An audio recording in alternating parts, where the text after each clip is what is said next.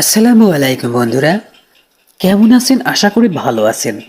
আজকে আমরা জানব সূরা ফাতিহার বহু গুণ। চলুন গুণগুলো জেনে আসি।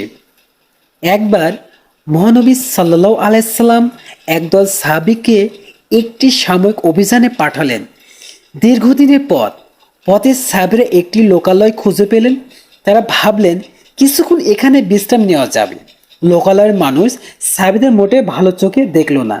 তারা কোনো সাহায্য তো করলই না, তার উপর খুবই রুক্ষ অমানবিক আচরণ করলো।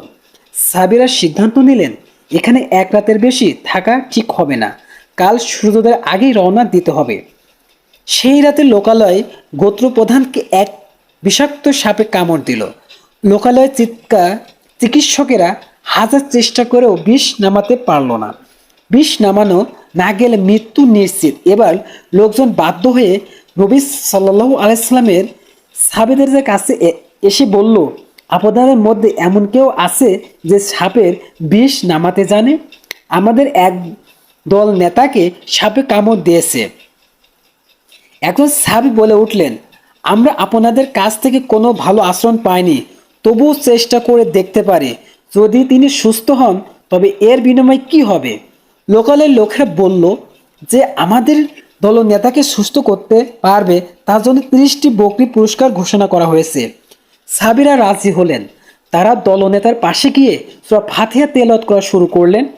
সব প্রশংসা শুধু আল্লাহর, যিনি জগৎসমূহের প্রতিপালন করেন, যিনি দয়াময়, পরম দয়ালু, যিনি বিচার দিবসের মালিক। আমরা শুধু আপনার ইবাদত করি এবং আপনার কাছে সাহায্য চাই। আপনি আমাদের সরল সঠিক পথ দেখান।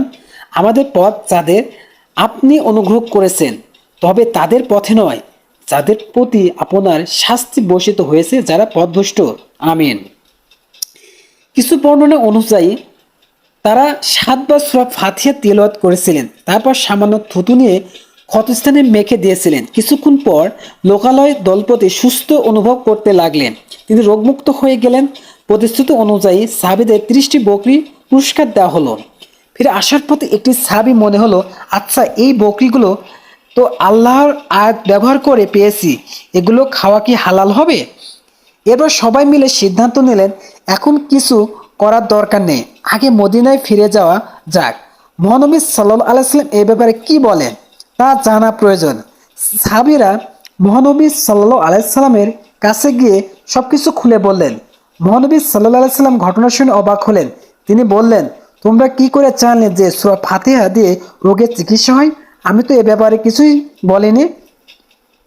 এরপর মহানবী সাল্লাল্লাহু আলাইহি সাল্লাম হাসতে হাসতে বললেন, এগুলো সবার মধ্যে ভাগ করে দাও এবং আমার জন্য একটি অংশ রেখো।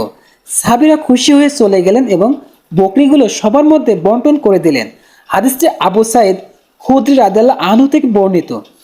বুখারী, মুসলিম, তিরমিজি ও ইবনে মাজাহ শরীফে হাদিসটি রয়েছে। হাদিসটি থেকে কিছু বিষয় আমাদের শেখার আছে। প্রথম, সূরা ফাতিহা শেফা ও রোগের প্রতিকার হিসেবে কাজ করে। এটা বেশ কিছু হাদিসে বলা হয়েছে। রোগীর পাশে বসে পরিপূর্ণ বিশ্বাস নিয়ে সূরা ফাতিহা তেলাওয়াত করা হলে আল্লাহর ইচ্ছায় রোগ ভালো হয়ে যেতে পারে।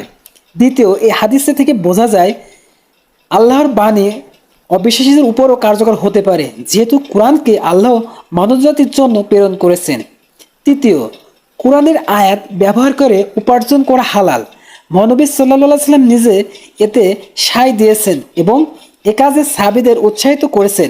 একইভাবে মানুষকে কোরআনে শিখিয়ে অর্থ উপার্জন করাও হালাল। আসসালামু আলাইকুম বন্ধুরা, ভিডিওটি ভালো লাগলে অবশ্যই শেয়ার করবেন।